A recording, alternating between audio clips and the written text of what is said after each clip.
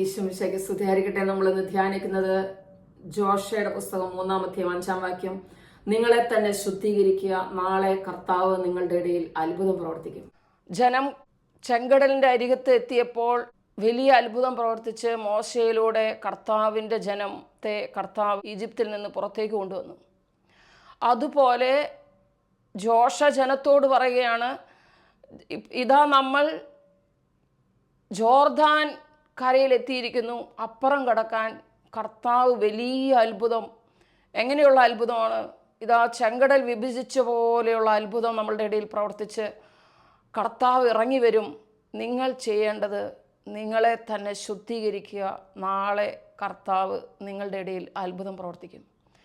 നമ്മളെല്ലാം എങ്ങനെയാണ് അത്ഭുതം പ്രവർത്തിക്കുക എന്നുള്ള വലിയ തീക്ഷ്ണമായ ആഗ്രഹത്തിലുള്ളവരാണ്. വലിയ ആഗ്രഹമാണ് നമ്മളുടെ ഉള്ളിലുള്ളത്. എങ്ങനെയാണ് അത്ഭുതം പ്രവർത്തിക്കുക? ഇപ്പം ആത്മീയ വ്യക്തിയാണെങ്കിൽ എങ്ങനെയാണ് ഒരു ആത്മീയതയിൽ വളരുക? ഒരു ഭൗതികമായ കാര്യങ്ങൾക്ക് വേണ്ടി പ്രാർത്ഥിക്കുന്ന വ്യക്തിയാണെങ്കിൽ എങ്ങനെയാണ് ആ വ്യക്തിയുടെ ഭൗതികമായ കാര്യങ്ങളിൽ പെട്ടെന്ന് അത്ഭുതം നടക്കുക?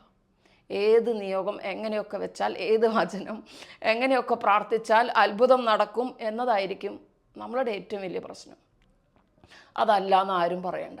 എല്ലാവർക്കും ഒന്നില്ലെങ്കിൽ ആത്മീയമായി വളരണം, വലിയ പരിശുദ്ധാത്മാവിൽ വളരണം.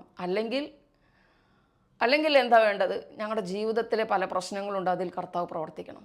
ഇത് രണ്ടിനുള്ള ഉത്തരവ് ഇതാണ്: നിങ്ങളെ തന്നെ ശുദ്ധീകരിക്കുക, കർത്താവ് നിങ്ങളുടെ ഇടയിൽ നാളെ അത്ഭുതം പ്രവർത്തിക്കും. ജനം മുഴുവൻ, അന്ന് ജനം വിശുദ്ധീകരിച്ചിരുന്നത് വസ്ത്രം കഴുകി അലക്കി ശുദ്ധീകരിക്കുന്നു. അത് പണ്ടത്തെ നിയമമാണ്. അത് ഫോളോ അപ്പ് അല്ല. ഇന്ന് അത് അങ്ങനെയല്ല. ഇന്ന് നമുക്കറിയാം, നിങ്ങളെ തന്നെ ശുദ്ധീകരിക്കുക, നിങ്ങളുടെ വിശുദ്ധീകരണമാണ് ദൈവം അഭിലേഷിക്കുന്നത്. 1 തെസ്സലോനിക്ക 4:3. നിങ്ങളുടെ വിശുദ്ധീകരണം അതെങ്ങനെയുള്ള വിശുദ്ധീകരണമാണെന്ന് അറിയാമോ? അത് വിശുദ്ധ മത്തായിയുടെ സുവിശേഷം 5-ാം അധ്യായത്തിൻ്റെ 48-ാം വാക്യത്തിൽ ഇങ്ങനെ കാണാം: ഇതാ സ്വർഗസ്ഥനായ പിതാവിനെ പോലെ നിങ്ങൾ പരിപൂർണരാകും. 1 പത്രോസ് 1:15 കാണാം: അവിടുന്ന് പരിശുദ്ധനായിരിക്കുന്ന പോലെ നിങ്ങൾ പരിശുദ്ധരായിരിക്കും. ഇത് ലേവിയുടെ പുസ്തകത്തിലും കർത്താവ് ജനത്തിനോട് പറയുന്നതാണ്: നിങ്ങളെ വിളിച്ചവൻ പരിശുദ്ധനായിരിക്കുന്ന പോലെ, നിങ്ങളുടെ ദൈവം പരിശുദ്ധനായിരിക്കുന്ന പോലെ നിങ്ങൾ പരിശുദ്ധരായിരിക്കുവിൻ. ഇത് തന്നെയാണ് എല്ലാ മേഖലകളിലും. അത്ഭുതം നടക്കാനാണെങ്കിലും ആത്മീയത വളരാനാണെങ്കിലും വേറൊരു മാർഗം ആരും അന്വേഷിക്കേണ്ട. പിന്നെ നമുക്ക് എന്താ പറ്റുന്നത്? നമുക്ക് പറ്റുന്നത് എന്താണ്? നമ്മളിൽ എന്താണ് കുറവ് വരുന്നത് എന്ന് നമ്മൾ നോക്കുക. ഒരാൾക്കും ഈ ഒരു ദൈവീക രഹസ്യം അറിഞ്ഞുകൂടാ. കർത്താവിൻ്റെ ജനമേ, 12-ാം അധ്യായം 14-ാം വാക്യത്തിൽ വ്യക്തമായിട്ട് പറയാണ്: വിശുദ്ധി കൂടാതെ ദൈവത്തെ ദർശിക്കുക സാധ്യമല്ല. പിന്നെ വേറെ മാർഗം അന്വേഷിക്കുന്നത് എന്തിനാ? വിശുദ്ധി കൂടാതെ ദൈവത്തെ ദർശിക്കുക സാധ്യമല്ല. പിന്നെ നമ്മൾ വേറൊരു വഴി അന്വേഷിച്ചിട്ട് കാര്യമില്ല. നമുക്കുള്ള വഴി ഇതാണ്. എന്താണ്? വിശുദ്ധമാവുക. ഈ വിശുദ്ധി കൂടാതെ ദൈവത്തിന് നമ്മുടെ അടുത്തേക്ക് വരാൻ പറ്റില്ല എന്നാണ് പറയുന്നത്. അപ്പോൾ അതല്ലേ ശരിയാക്കണ്ടേ? നമ്മളെ തന്നെ ശുദ്ധീകരിക്കുക. നമ്മൾ കർത്താവിൻ്റെ മുന്നിലിരുന്ന് എൻ്റെ കുറവുകൾ കണ്ടെത്തുക. അതാണ് വളരാനുള്ള മാർഗം. ഇന്ന് നമ്മൾക്ക് നമ്മളുടെ കുറവുകൾ മനസ്സിലായാൽ നമ്മൾ എന്ത് ചെയ്യണം? അത് തിരുത്തിയിട്ട് വേണം അടുത്ത സ്റ്റെപ്പ് കർത്താവിനോട് ചോദിക്കാൻ. കുറവുകളെ കണ്ടെത്തുക, കുറവുകളെ തിരുത്തുക. അതാണ് ഏറ്റവും പ്രധാനമായിട്ടുള്ള ഘടകം. കുറവുകളെ കണ്ടെത്തുക, കുറവുകളെ തിരുത്തുക. വിശുദ്ധി കൂടാതെ ദൈവത്തെ ദർശിക്കുക സാധ്യമല്ല. വിശുദ്ധ മത്തായിയുടെ സുവിശേഷം 5:8: ഹൃദയശുദ്ധിയുള്ളവൻ ദൈവത്തെ കാണും. അത് ചത്തിട്ട് കാണുന്നല്ല, ഇവിടെ വെച്ച് കാണും. ഈ ലോകത്ത് വെച്ച് നീ ഹൃദയശുദ്ധി ഉണ്ടോ, നീ ദൈവത്തെ കാണും. വിശുദ്ധ യോഹന്നാന്റെ സുവിശേഷം 14:23 കർത്താവ് പറയാണ്: നിങ്ങൾ എന്നെ സ്നേഹിക്കുമെങ്കിൽ നിങ്ങൾ എൻ്റെ കൽപ്പനകൾ പാലിക്കും. എൻ്റെ കൽപ്പന നിങ്ങൾ പാലിക്കുമെങ്കിൽ എൻ്റെ പിതാവ് നിങ്ങളെ സ്നേഹിക്കും. പിതാവും പുത്രനും പരിശുദ്ധാത്മാവും ഞങ്ങൾ വന്ന് നിങ്ങളിൽ വാസമുറപ്പിക്കും. പിന്നെ നിങ്ങളുടെ ജീവിതത്തിലെ ആത്മീയ വളർച്ച നടക്കുമോ? താനേ നടക്കും. പിന്നെ നമ്മളുടെ ജീവിതത്തിൽ ഭൗതികമായ വളർച്ചയിൽ പ്രോസ്പെരിറ്റി സംഭവിക്കുമോ? താനേ സംഭവിക്കും. ഇതെല്ലാം ബൈബിളിൽ വ്യക്തമായിട്ട് പറഞ്ഞിട്ട് നമുക്കൊന്നും അറിഞ്ഞുകൂടാ. ഇനി നമുക്ക് സംശയമുണ്ട്, നമ്മുടെ ധ്യാനഗുരുക്കന്മാരെ ഒന്ന് നോക്ക്. അവരുടെ ജീവിതത്തിൽ അവരുടെ ഒരു വാക്കുകൊണ്ടോ നോട്ടം കൊണ്ടോ അവരൊരു ചെറിയ തിന്മ പോലും കുറവ് പോലും വരുത്തുകയില്ല. എന്തുകൊണ്ടാണ്? അവർക്കറിയാം ദൈവത്തിൻ്റെ പരിശുദ്ധാത്മാവ് നമ്മളോട് കൂടെ ആയിരിക്കുകയില്ല. അതാണ് രക്ഷയുടെ ദിനത്തിനു വേണ്ടി മുദ്രിതമാക്കിയ പരിശുദ്ധാത്മാവിനെ വേദനിപ്പിക്കരുത്. എഫെസോസ് 4:30 കാണാം. ഈ പരിശുദ്ധാത്മാവിനെ വേദനിപ്പിക്കുമ്പോൾ എന്താ ചെയ്യണം? പരിശുദ്ധാത്മാവിൻ്റെ സഹവാസം നമ്മളിന്ന് വിട്ടുപോകുക. പിന്നെ പിതാവും പുത്രനും പരിശുദ്ധാത്മാവും നമ്മളെങ്ങനെ അനുഗ്രഹിക്കുന്നത്? അനുഗ്രഹിക്കില്ല. അതാണ് നമ്മുടെ ജീവിതത്തിൽ സംഭവിക്കുന്നത്. അതാണ് നമ്മുടെ ജീവിതത്തിൽ അനുഗ്രഹം നഷ്ടപ്പെടാൻ കാരണം.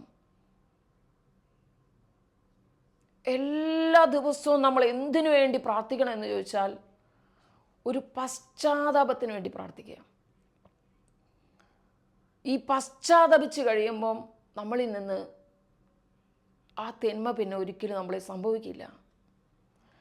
അതുകൊണ്ടാണ് ഈശോ വരുമ്പം ആദ്യമായിട്ട് ഈശോ പറയുന്നുണ്ട്, എന്താ ആദ്യത്തെ വചനം എന്താണ്? എല്ലാ സുവിശേഷങ്ങളുടെയും ഇതാ വിശുദ്ധ സ്നാപയോഹന്നാൻ പറയുന്നുണ്ട്, നിങ്ങൾ മാനസാന്തരപ്പെടുവിൻ, സ്വർഗരാജ്യം സമീപിച്ചിരിക്കുന്നു. ഈ മാനസാന്തരപ്പെടുവിൻ, സ്വർഗരാജ്യം സമീപിച്ചിരിക്കുന്നു, എല്ലാവരും അനുദപിക്കുവിൻ. എന്നിട്ട് ലൂക്കായുടെ സുവിശേഷം 7:30 പറയുകയാണ്, അവർ യോഹന്നാനിൽ നിന്നുള്ള ജ്ഞാനസ്നാനം സ്വീകരിക്കാത്തത് മൂലം ദൈവഹിതം അവർ നിരസിച്ചു കളഞ്ഞു. ഒരു ജീവനുള്ള ദൈവം കൂടെ നടന്നിട്ട് കൂടെ ഇരുന്നിട്ട് കൂടെ കിടന്നിട്ട് മനസ്സിലായില്ല.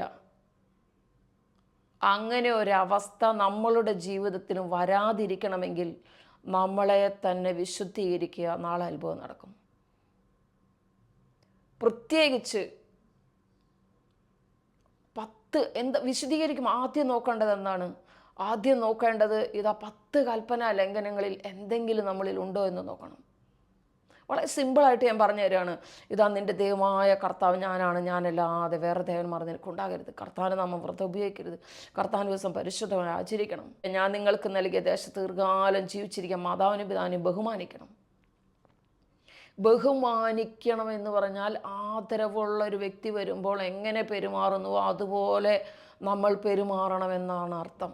മാതാപിതാക്കളോട്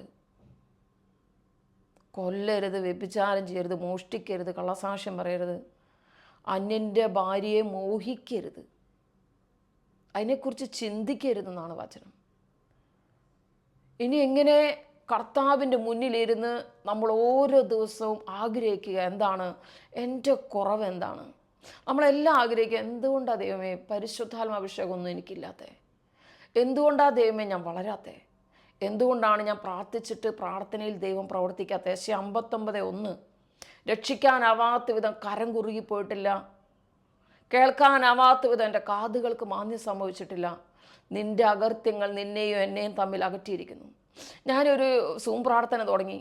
ആളുകളൊക്കെ വന്നുകൊണ്ടിപ്പോൾ ഞാനിങ്ങനെ വിചാരിച്ചു, എങ്കിൽ പരിശുദ്ധാത്മാവിന് വേണ്ടി പ്രാർത്ഥിക്കാം, നല്ലങ്ങൾ വേണം, പിന്നെ പരിശുദ്ധാത്മാവിൻ്റെ ജ്ഞാനം നിറയണം, വരങ്ങൾ നിറയണം എന്നൊക്കെ വിചാരിച്ചു. കർത്താവ് പറഞ്ഞു, വരങ്ങളും നിറയാൻ പ്രാർത്ഥിക്കേണ്ട, ഒന്നും പ്രാർത്ഥിക്കേണ്ട, നിന്നെ തന്നെ ശുദ്ധീകരിക്കുക. നിങ്ങളെ തന്നെ ശുദ്ധീകരിക്കുക. നമ്മളിൽ നിന്ന് നമ്മുടെ ഉള്ളിലുള്ള അശുദ്ധിയെല്ലാം പോയി കഴിയുമ്പോൾ താനെ നമ്മുടെ മാമുദീസയിലൂടെയും പരിശുദ്ധ സ്ഥൈര്യലേപനത്തിലൂടെയും കുർബാനയിലൂടെയും എല്ലാം നമുക്ക് ലഭിച്ച പരിശുദ്ധാത്മാഭിഷേകം അങ്ങ് പുറത്തേക്ക് വരും. അതാണ് അതിൻ്റെ ഒരു വലിയ മാജിക്. ഇത് ആർക്കും അറിഞ്ഞുകൂടാ. എല്ലാവരുടെയും വിചാരം എങ്ങനെ വരങ്ങൾ നിറയുന്നത്? നിങ്ങളെ തന്നെ ശുദ്ധീകരിക്കുക. അതാണ് ഹൃദയശുദ്ധിയുള്ളവൻ ദൈവത്തെ കാണും. നമ്മളിൽ ഒരു വിശുദ്ധി വന്നാൽ ഉടനെ നമ്മൾ ദൈവത്തെ കാണും. അതാണ് ഹൃദയശുദ്ധി ഇല്ലാത്തവൻ ദൈവത്തെ ദർശിക്കുക സാധ്യമല്ല. ഹൃദയശുദ്ധി ഇല്ലാതെ ദൈവത്തെ ദർശിക്കുക സാധ്യമല്ല. ഹെബ്രായർ 12:14. ഇത് താനേ സംഭവിക്കും. എല്ലാ ആത്മീയ വരങ്ങളും ഫലങ്ങളും നമ്മളിൽ താനേ നിറയും. എല്ലാ അത്ഭുതങ്ങളും നമ്മളിൽ താനേ നടക്കും. എങ്ങനെയാ? നമ്മളെ തന്നെ വിശുദ്ധീകരിക്കുക. കർത്താവ് പറഞ്ഞു, വ്യക്തമായിട്ട് പറഞ്ഞു, നിനക്ക് ഒരു ആത്മീയ ശുശ്രൂഷ അതിൻ്റെ ഉന്നതിയിലേക്ക് ഉയർന്നു വരത്തക്ക വിധം ചെയ്യാൻ ആഗ്രഹമുണ്ടോ? നിന്നിലുള്ള ചെറുതും വലുതുമായ സകല തിന്മയും എടുത്തു കളയുക, പശ്ചാത്തപിക്കുക. പശ്ചാത്താപത്തിലൂടെയാണ് അത് സംഭവിക്കുന്നത്. പശ്ചാത്തപിക്കുക, വീണ്ടും പശ്ചാത്തപിക്കുക, വീണ്ടും പശ്ചാത്തപിക്കുക. പശ്ചാത്തപിച്ച് അത് നമ്മളിൽ നിന്ന് എടുത്തു കളയുക. എന്തൊക്കെ പ്രാർത്ഥന ചൊല്ലിയിട്ടും കർത്താവിനോട് ചോദിക്കേണ്ടോ ഒരൊറ്റ കാര്യം ചോദിക്കേണ്ടോ, പശ്ചാത്താപം നൽകണമേ. ഉപവസിച്ചിട്ടോ കുരിശിൻ്റെ വഴി എത്തിച്ചിട്ടോ എങ്ങനെയെങ്കിലും നിങ്ങൾ ചോദിക്കണം, ഒരു പശ്ചാത്താപം നൽകണമേ. ആ പശ്ചാത്താപം നമ്മൾ വരും തോറും വലിയ എളിമ വരും. ഇല്ലെങ്കിൽ നമ്മൾ വിചാരിക്കും നമ്മളാണ് ഏറ്റവും വലിയ സംഭവം. ഈ പശ്ചാത്താപം വന്നു കഴിയുമ്പോൾ, നമ്മുടെ പാപങ്ങൾ നമുക്ക് മനസ്സിലായി കഴിയുമ്പോൾ നമുക്കൊരു കാര്യം മനസ്സിലാവും, നമ്മളുടെ കുറവ് മൂലമാണ് ദേശത്തുള്ള കുറവുകളുടെ കാരണം. ജെറമ്യായുടെ പുസ്തകം 23:15 കർത്താവ് പറയണ, ദേശത്തെ പ്രവാചകന്മാരിൽ നിന്ന് ദേശം മുഴുവനിലേക്ക് അധർമ്മം പരന്നിരിക്കുന്നു. സകല ജനങ്ങളിലുള്ള പാപത്തിൻ്റെ കാരണം കർത്താവിൻ്റെ ആത്മാവിന് ലഭിച്ചവരിലുള്ള വിശുദ്ധി കുറവാണ്. പ്രവാചകന്മാരിലുള്ള വിശുദ്ധി കുറവാണ്. പ്രവാചകന്മാരിൽ ഒരു വിശുദ്ധി വന്നാൽ ജനത്തിൽ വിശുദ്ധി നിറയും. അതാണ് കർത്താവ് പറഞ്ഞ, നിങ്ങൾ ഒരു വെളിച്ചമായിട്ട് മാറുക. ചെറിയ വെളിച്ചമല്ല, വലിയ ലോകത്തിന് വെളിച്ചമായിട്ട് മാറുക. വലിയൊരു വെളിച്ചമായി കഴിയുമ്പോൾ നമുക്ക് എന്ത് സംഭവിക്കും? നമ്മുടെ വെളിച്ചം കൊണ്ട് അനേകരുടെ തിന്മ വിട്ടുപോകും. അതാണ് നമ്മളെ തന്നെ ശുദ്ധീകരിക്കുക, വീണ്ടും വിശുദ്ധമാവുക. അപ്പോൾ എന്ത് സംഭവിക്കും? അനേകരിൽ നിന്ന് തിന്മ വിട്ടുപോകും. നമ്മൾ ശരിക്കും എന്താ ചെയ്യണമെന്ന് അറിയാമോ? നമ്മൾ ചെയ്യുന്നത് മറ്റുള്ളവരെ മാനസാന്തരപ്പെടുത്തിക്കൊണ്ടിരിക്കുക, മറ്റുള്ളവരെ മാനസാന്തരപ്പെടുത്തുക. ഇത് കർത്താവ് പറഞ്ഞിട്ടില്ല. കർത്താവ് പറഞ്ഞിരിക്കുന്നത് 1 തെസ്സലോനിക്ക 4:3 നിങ്ങളുടെ വിശുദ്ധീകരണമാണ് ദൈവം അഭിലേഷിക്കുന്നത്. ഇന്ന് നമ്മൾ ധ്യാനിക്കുന്നത് ജോഷ 3:5 നിങ്ങളെ തന്നെ ശുദ്ധീകരിക്കുക, നാളെ അത്ഭുതം നടക്കും. നിങ്ങൾ നോക്കണം, നമ്മളിലുള്ള തിന്മകൾ, കറകൾ, പാപങ്ങൾ, ബന്ധനങ്ങളെല്ലാം എടുത്തു കളയുക. എത്ര പേര് വിധിക്കരുന്ന് പറഞ്ഞിട്ട് വീണ്ടും വീണ്ടും വിധിക്കുന്നുണ്ട്.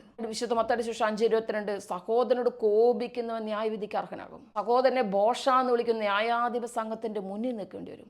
സഹോദരനെ വിഡ്ഢി എന്ന് വിളിക്കുന്ന നരകാഗ്നിക്കിരയാകും. ഇതെന്തുകൊണ്ടാണ് കർത്താവ് ഇങ്ങനെ പറയാൻ കാരണം? എന്താണെന്ന് അറിയാമോ? നമ്മളുടെ ശരീരം ദൈവത്തിൻ്റെ ആലയമാണേ. 1 കൊരിന്തോസ് 3:16 നിങ്ങളുടെ ശരീരം ദൈവത്തിൻ്റെ ആലയമാണ്. നിങ്ങളുടെ ശരീരം ദൈവത്തിൻ്റെ ആലയമാണ്. 2 കൊരിന്തോസ് 6:16 കാണാം, നിങ്ങളുടെ ശരീരം ദൈവത്തിൻ്റെ ആലയമാണ്. നിങ്ങളുടെ ദൈവം അവിടെ വ്യാപരിക്കുന്നു, നടക്കുന്നു. ഇത് നമ്മളുടെ ഒരാളുടെ ശരീരം മാത്രമല്ല, ലോകത്തിലുള്ള സകലരുടെയും ശരീരം ദൈവത്തിൻ്റെ ആലയമാണ്, പരിശുദ്ധാത്മാവിൻ്റെ ആലയമാണെന്നാണ് കർത്താവ് പറയുന്നത്. അതുകൊണ്ടാണ് ഈശോ പറയുന്നത് പരിപൂർണ വിശുദ്ധമാവുക. നമ്മൾ എങ്ങനെയുള്ള ഒരു വ്യക്തിയായിരിക്കണം എന്നാ? നമ്മുടെ അടുത്തുള്ള ഒരു ദേവാലയം നോക്കുക, ആ ദേവാലയത്തെ പോലെ പരിശുദ്ധമായ ഒരു വ്യക്തിയായി മാറണം നമ്മൾ. ദേവാലയത്തെ പോലെ നമ്മുടെ ദേവാലയത്തിൽ നമ്മൾ എന്തൊക്കെ സംസാരിക്കും, അത് മാത്രമേ നമ്മുടെ ജീവിതത്തിൽ സംസാരിക്കാൻ പാടുള്ളൂ. നമ്മുടെ ദേവാലയത്തിൽ എന്താ ഉള്ളത്? 24 മണിക്കൂർ ആരാധനയാണ് ഉള്ളത്. ഒരു ജീവനുള്ള ഹൃദയം പിടിക്കുന്ന ഒരു ദൈവം ഓരോ പരിശുദ്ധ പരമ ദിവ്യകാരുണ്യത്തിലും വസിക്കുന്നു. നമുക്കറിയാതെ നമ്മളതുകൊണ്ട് കറപറാന്നൊന്നും അവിടെ പോയി സംസാരിക്കില്ല. ഇനി കർത്താവ് പറയാം, നിങ്ങളുടെ ശരീരം ദൈവത്തിൻ്റെ ആലയമാണ്. പരിശുദ്ധ അമ്മ സക്രാരിയാണെന്ന് നമ്മൾ പറയും. അപ്പോൾ നമ്മുടെ ശരീരം എന്താ? നമ്മൾ വില കുറച്ച് കാണല്ലേ? കർത്താവ് പറയാം, നിങ്ങൾ ലോകത്തിൻ്റെ പ്രകാശമാണ്. മത്തായിയുടെ സുവിശേഷം 5:14 നിങ്ങളുടെ ശരീരം ദൈവത്തിൻ്റെ ആലയമാണ്. 1 കൊരിന്തോസ് 3:16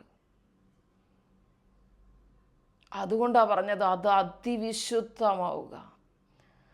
നമ്മളെ തന്നെ വിശുദ്ധീകരിക്കാമോ, നാളെ അത്ഭുതം നടക്കും. നിങ്ങളുടെ 40 കൊല്ലം 50 കൊല്ലമായിട്ടുള്ള രോഗമെല്ലാം മാറണോ? എന്നും ഹോസ്പിറ്റലിൽ പോകുന്നത് മാറണോ? എന്നും ഈ കടബാധ്യത മാറണോ? എന്നും ഈ പ്രശ്നങ്ങൾ മാറണോ? കർത്താവ് അതൊന്നും ആഗ്രഹിക്കുന്നില്ല. എസെക്കേൽ 33:11 നമുക്കിങ്ങനെ കാണാം, ദുഷ്ടൻ്റെ മരണത്തിൽ അവിടെ നിന്ന് സന്തോഷിക്കുന്നില്ല. എല്ലാ മക്കളും പ്രോസ്പെരിറ്റിയാണ് ദൈവം ആഗ്രഹിക്കുന്നത്. അവിടെ നമ്മുടെ പിതാവാണ്. ദൈവം നമ്മുടെ പ്രോസ്പെരിറ്റിയാണ് ആഗ്രഹിക്കുന്നത്. നിങ്ങൾ ആത്മീയതയിലേക്ക് വന്നവരുടെ ജീവിതം നോക്കിയേ, അവർക്ക് എന്തിനെങ്കിലും ഒരു കുറവുണ്ടോ? നമ്മുടെ ചുറ്റും കാണുന്ന വലിയ വലിയ ആത്മീയ ഗുരുക്കന്മാരെ നോക്കുക, എന്തെങ്കിലും ഒരു കുറവുണ്ടോ അവരുടെ ജീവിതത്തിൽ? അവർ ചിന്തിക്കുന്നതിനേ മുമ്പ് അവർക്ക് ദൈവം അത് കൊണ്ടുപോയി കൊടുക്കും. കാരണം എന്താണ്? കാരണം എന്താണ്? അതാണ് യോഹന്നാന്റെ സുവിശേഷം 14:23. എന്നെ സ്നേഹിക്കുന്നവൻ എൻ്റെ കൽപ്പന പാലിക്കും. കൽപ്പനകൾ പാലിക്കണം. അപ്പോൾ എൻ്റെ പിതാവ് അവനെ സ്നേഹിക്കും. ഞങ്ങൾ വന്ന് പിതാവും പുത്രനും പരിശുദ്ധാത്മാവും, അതാണ് തൃത്വാരാധന നടത്തണം. പിതാവും പുത്രനും പരിശുദ്ധാത്മാവും എവിടെ വസിക്കും? നമ്മളിൽ വന്ന് വസിക്കും. ആ പിതാവും പുത്രനും പരിശുദ്ധാത്മാവും വന്ന് വസിച്ചിട്ട് എന്തെങ്കിലും തരണേ, എന്തെങ്കിലും തരണേ, എന്തെങ്കിലും തരണേ 1500 പ്രാവശ്യം പ്രാർത്ഥിക്കേണ്ട ആവശ്യമുണ്ടോ? നോ. ശരിക്കും നമ്മൾ എന്താ ചെയ്യാനുള്ളത്? പിന്നെ എന്നെ ആരാധിക്കാൻ എൻ്റെ ജനത്തെ കൊണ്ടുവരിക എന്നതാണ് പുറപ്പാടിൻ്റെ പുസ്തകത്തിൽ ജനത്തെ രൂപപ്പെടുത്തുമ്പോൾ കർത്താവ് പറയുന്നത്. എന്നെ ആരാധിക്കാൻ. കർത്താവിനെ ആരാധിക്കേണ്ട ഒരാവശ്യമേ നമുക്ക് ചെയ്യാനുള്ളൂ. അത്രേ നമുക്ക് ചെയ്യാനുള്ളൂ. വിശുദ്ധമാവുക. വേറെ ഒരു പരിപാടി നടക്കുന്നത് നിങ്ങൾ പ്രതീക്ഷിക്കരുത്. വിശുദ്ധമാവുക. അനന്തമായ വിശുദ്ധി പ്രാപിക്കുക. പരിപൂർണ വിശുദ്ധി പ്രാപിക്കുക. ഓരോ ദിവസവും കർത്താവിനോട് ചോദിക്കുക, എൻ്റെ സംസാരത്തിലുള്ള കുറവാണ് നമ്മളിൽ ഏറ്റവും കൂടുതൽ ഉണ്ടാവുക. നമ്മൾ കഴിഞ്ഞ വീഡിയോയിൽ കണ്ടു, നിശബ്ദമാവുക. പിശാചിനെ തകർക്കാൻ സാധിക്കും. നിശബ്ദത പാലിക്കാൻ പറ്റില്ലെങ്കിൽ നമ്മൾ ഇന്ന് ഒരുപാട് പ്രാവശ്യം നമ്മൾ പരിശുദ്ധാത്മാവിനെ വേദനിപ്പിക്കും. പരിശുദ്ധാത്മാവിനെ വേദനിപ്പിക്കുന്നതിൽ ഏറ്റവും വലിയൊരു ഘടകം സംസാരത്തിനുണ്ട്. അടുത്തതാണ് നമ്മുടെ ശരീരത്തിൻ്റെ പ്രകാശം മുഴുവൻ കെടുത്തിക്കളയുന്ന ഒരു വലിയ തിന്മയാണ് കണ്ണിൻ്റെ ഉപയോഗം. അശുദ്ധമായത് നോക്കണമെന്നൊന്നുമില്ല. കണ്ണിനെ തുറന്നു വെച്ചാൽ, കണ്ണിനെ ലോകത്തിന് വേണ്ടി തുറന്നു വെച്ചാൽ അത് അന്ധകാരമായി മാറും. ലോകത്തിൻ്റെ ദേവൻ അതിൽ പ്രവേശിക്കും. കണ്ണിനെ ആർക്കു വേണ്ടി തുറന്നു വയ്ക്കണം? ദൈവത്തിന് വേണ്ടി തുറന്നു വയ്ക്കണം. നിങ്ങളുടെ ശരീരം ദൈവത്തിൻ്റെ ആലയമാണ്. പരിശുദ്ധമായ ആലയമാണത്. പരിശുദ്ധമായ ആലയമാണത്. ആ പരിശുദ്ധ ആലയത്തെ നിങ്ങൾ തിരിച്ചു പിടിക്കുക. നമ്മുടെ ജീവിതത്തെ പരിശുദ്ധമാക്കാൻ പരിശ്രമിക്കുക. ഇത് ഞാൻ എൻ്റെ അനുഭവമാണ് പറയുന്നത്. ഈ സൂം പ്രാർത്ഥനയിൽ, നമ്മൾ നടത്തുന്ന സൂം പ്രാർത്ഥനയിൽ അനേകം രോഗശാന്തികൾ കാണാം. നിങ്ങൾക്ക് ഈ വചനത്തിന് ശേഷം സാക്ഷ്യം കാണാം. ഈ രോഗശാന്തികൾ മുഴുവൻ സംഭവിക്കുന്നത് ഒരു മിറക്കിൾ പവറിലൂടെയല്ല. പിന്നെയോ, നിങ്ങളെ തന്നെ ശുദ്ധീകരിക്കുക. നാളെ അത്ഭുതം നടക്കും. അങ്ങനെയാണ്. ഹൃദയ ശുദ്ധിയുള്ളവൻ ആരെ കാണും? ദൈവത്തെ കാണും. നനഞ്ഞതും കുതിർന്നതും ഒരുപോലെ എന്ന് ചിന്തിച്ച് നടക്കരുത്. തിന്മ ദൈവത്തിൻ്റെതല്ല. തിന്മയുടെ ഒരംശം നിങ്ങളിൽ വന്നാൽ പരിശുദ്ധാത്മാവിൻ്റെ അനോയിൻ്റ് പിന്നെ നോക്കിയാൽ കാണില്ല. ഞാൻ എൻ്റെ അനുഭവത്തിൽ നിന്ന് പറയാം, കാണില്ല. ഒരംശം പോലും പരിശുദ്ധാത്മാഭിഷേകത്തെ നമുക്ക് പിന്നെ കാണില്ല. പ്രത്യേകിച്ച് നമ്മളുടെ കൂടെയുള്ളവരോട് നമ്മൾ സ്നേഹത്തോടെ പെരുമാറുന്നില്ലെങ്കിൽ വലിയൊരു തിന്മ നമ്മളിൽ നിന്ന് സംഭവിക്കുന്നത് സ്നേഹമില്ലാത്ത പ്രവൃത്തിയാണ്. സഹോദരനെ സ്നേഹിക്കാത്തവൻ കൊലപാതകയാണ്. സഹോദരനെ വെറുക്കുന്നവൻ കൊലപാതകമാണ്. കാണപ്പെടുന്ന സഹോദരനെ സ്നേഹിക്കാത്തവൻ കാണപ്പെടാത്ത ദൈവത്തെ എങ്ങനെ സ്നേഹിക്കും? സഹോദരങ്ങളെ സ്നേഹിക്കണം. സഹോദര സ്നേഹം, കൂടെയുള്ളവരോട് സ്നേഹം, അത് ഏറ്റവും പ്രധാനമാണ്. എവിടെ സ്നേഹം നഷ്ടപ്പെടുന്നു അവിടെ പിശാച് കയറും. അതാണ് വിശുദ്ധമത്തായിയുടെ സുവിശേഷം 5:23 പറഞ്ഞ, ആർക്കെങ്കിലും നിന്നോട് വിരോധം ഉണ്ടെന്ന് തോന്നിയാൽ നീ ബലിവസ്തോടെ വെച്ചിട്ട് തിരിച്ചു പോയിട്ട് രമ്യപ്പെട്ട് വിട്ട് വരിക. നമ്മളിൽ ഏറ്റവും വലിയ കുറവ് വരിക സ്നേഹക്കുറവാണ്. സഹോദരങ്ങളോട് സ്നേഹമില്ല, ഭർത്താവിനോട് സ്നേഹമില്ല, ഭാര്യയോട് സ്നേഹമില്ല, മക്കളോട് സ്നേഹമില്ല. വലിയ പ്രാർത്ഥനയാണ്. ചിന്തിക്കരുത്. പരിശുദ്ധാത്മാവ് നിങ്ങൾ പ്രവർത്തിക്കുന്നു വിചാരിക്കരുത്. പരിശുദ്ധാത്മാവ് അങ്ങേയറ്റം സ്നേഹമാണ്. ഈശോയുടെ ആകെ 2 കൽപ്പനയെ പുതിയ നിയമത്തിലുള്ളൂ. പൂർണ്ണ ഹൃദയത്തോടെ, പൂർണ്ണാത്മാവോടെ, പൂർണ്ണ മനസ്സോടെ ദൈവത്തെ സ്നേഹിക്കുക. നിന്നെപ്പോലെ നിൻ്റെ അയൽക്കാരനെ സ്നേഹിക്കുക. അതുകൊണ്ട് സ്നേഹത്തിൽ നമ്മൾ പൂർണ്ണരാകണം. നമ്മുടെ ഏറ്റവും വലിയ കുറവ് നമ്മളിൽ വരിക എവിടെയാണെന്നറിയാമോ? സ്നേഹത്തിലുള്ള കുറവാണ് വരിക. വെറുപ്പ് വരും പെട്ടെന്ന്.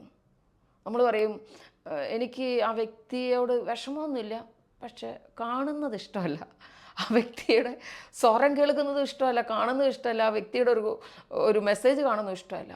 അപ്പം എന്താണത്? ഒന്നാം തരം വെറുപ്പാണ്. ഇതൊക്കെയാണ് നമ്മൾ വിശുദ്ധീകരിക്കേണ്ടത്. നമ്മളിൽ നിന്ന് നമ്മളെ തന്നെ വിശുദ്ധീകരിക്കുക. പാപങ്ങൾ എടുത്തു കളയുക. നമ്മുടെ സംസാര രീതിയിലുള്ള വെറുപ്പ്, വൈരാഗ്യം, അതുപോലെ വ്യർത്ഥ സംഭാഷണം, വിധിക്കൽ, കുറ്റപ്പെടുത്തൽ എല്ലാം എടുത്തു കളയുക. വിഡ്ഢിയെന്ന് വിളിക്കുന്നത്, ബോഷ എന്ന് വിളിക്കുന്ന ഒരു വഴക്ക് കർത്താവിൻ്റെ ദാസൻ കലഹപ്രിയനായിരിക്കരുത്. 2 തിമോത്തിയോസ് 2:24, 2 തിമോത്തിയോസ് 2:16 വ്യർത്ഥ സംഭാഷണം ചെയ്യരുത്. ചെറിയ ചെറിയ കുറവുകൾ വിശുദ്ധീകരിക്കുക. അല്പം പുളിപ്പ് മുഴുവൻ മാവിനെയും നിങ്ങളിൽ നിന്ന് പുളിപ്പിച്ച് കളയും. എന്താണെന്നറിയോ, എല്ലാവരും വലിയ വലിയ കാര്യങ്ങൾ ശ്രദ്ധിക്കും, ചെറിയ ചെറിയ കാര്യങ്ങൾ ശ്രദ്ധിക്കില്ല. വലിയ വലിയ പാപങ്ങൾ ചെയ്യില്ല, ചെറിയ ചെറിയ അനേകം പാപങ്ങൾ ചെയ്യും. എന്തു സംഭവിക്കും? ഒരു ബക്കറ്റിൻ്റെ അടിയിൽ അനേകം ചെറിയ ദ്വാരങ്ങൾ ഇട്ട പോലെ ഇരിക്കും. നമ്മൾ വിചാരിക്കും, നല്ല കൃപയുണ്ട്, നല്ല പ്രാർത്ഥിക്കുന്ന വ്യക്തിയാണ് ഞാൻ. വൈകുന്നേരം ആകുമ്പോഴേക്കും അത് മൊത്തം ചോർന്നു പോയിട്ടുണ്ടാവും. 1 മണിക്കൂറിനുള്ളിൽ ആ ബക്കറ്റിൻ്റെ ഉള്ളിലുള്ള എല്ലാ വെള്ളവും പോയിട്ടുണ്ടാവും. അതുപോലെ തന്നെയാണ് നമുക്ക് സംഭവിക്കുന്നത്. അതാണ് നമ്മളെ തന്നെ വിശുദ്ധീകരിച്ച് വിശുദ്ധീകരിച്ച് പൊന്തിച്ചു കൊണ്ടുവരിക, ഉയർത്തി കൊണ്ടുവരിക, വിശുദ്ധീകരിച്ച് ഉയർത്തിക്കൊണ്ടുവരിക. എങ്ങനെ വിശുദ്ധീകരണം സംഭവിക്കും? പശ്ചാത്തപിച്ച് ഉയർത്തിക്കൊണ്ടുവരിക. നിങ്ങളെ തന്നെ വിശുദ്ധീകരിക്കുക. നാളെ അത്ഭുതം നടക്കും. ഞങ്ങളുടെ ഈ സൂം പ്രാർത്ഥന നടക്കുന്ന വലിയ സാക്ഷി നമുക്ക് കാണാം. ഈശോ മിശിഹായ്ക്കും സ്തുതിയായിരിക്കട്ടെ. വചനത്താൽ രോഗങ്ങൾ സുഖപ്പെടും. നിങ്ങളും പ്രാർത്ഥിക്കുക. നിങ്ങളും ഈ വചനം കേൾക്കുമ്പോൾ പ്രാർത്ഥിക്കുക. രോഗശാന്തികൾ സംഭവിക്കും. ഈശോ മിശിഹായ്ക്കും സ്തുതിയായിരിക്കട്ടെ. എൻ്റെ പേര് ജോളി സുരേഷ് എന്നാണ്. ഞാൻ കോട്ടപ്പുറം രൂപതയിലെ പള്ളിപ്പുറം മഞ്ഞുമാത ബസിലിക്ക അംഗമാണ്. എനിക്ക് 5 വർഷമായിട്ട് ചെവിയിൽ നിന്ന് പഴുപ്പ് വരുമായിരുന്നു. 2 മാസം കൂടുമ്പോൾ ഇടക്കിടക്ക് ഇങ്ങനെ പഴുപ്പ് വന്നുകൊണ്ടിരുന്നു. ഡോക്ടറെ കാണിച്ചപ്പോൾ ഫംഗസ് കൊണ്ടാണെങ്കിൽ ചെവിയിൽ നിന്ന് പഴുപ്പ് വരുന്നതെന്ന് പറഞ്ഞു. അത് കഴിഞ്ഞിട്ട് ഞാൻ ഈ പ്രാർത്ഥനാ ഗ്രൂപ്പിൽ പ്രാർത്ഥിക്കാൻ തുടങ്ങിയിട്ട് ഇപ്പോൾ 1 വർഷമായി. ഈ 1 വർഷം ഞാൻ പ്രാർത്ഥിക്കാൻ തുടങ്ങി. കുറച്ച് ദിവസങ്ങൾ കഴിഞ്ഞപ്പോൾ തന്നെ ബിന്ദു സിസ്റ്റർ മെസ്സേജ് പറഞ്ഞു, ചെവിയിൽ നിന്ന് പഴുപ്പ് വരുന്ന ഒരു വ്യക്തിയെ ഈശോ അനുഗ്രഹിക്കുന്നുണ്ട്. പല പ്രാവശ്യം ബിന്ദു സിസ്റ്റർ ഇങ്ങനെ പറഞ്ഞു. ഇത് കഴിഞ്ഞിട്ട് എനിക്കിപ്പോൾ 1 വർഷത്തോളമായിട്ട് ചെവിയിൽ നിന്ന് പഴുപ്പ് വരുന്നില്ല. അതിൻ്റെ ഇടയിൽ ഞങ്ങൾ ഡോക്ടറെ കാണിച്ചപ്പോൾ ഡോക്ടർ പറഞ്ഞ് ചെവിയുടെ ഉള്ളെല്ലാം നല്ല ഡ്രൈ ആയിട്ടിരിക്കുകയാണ്, ഒരു കുഴപ്പവുമില്ലെന്ന്.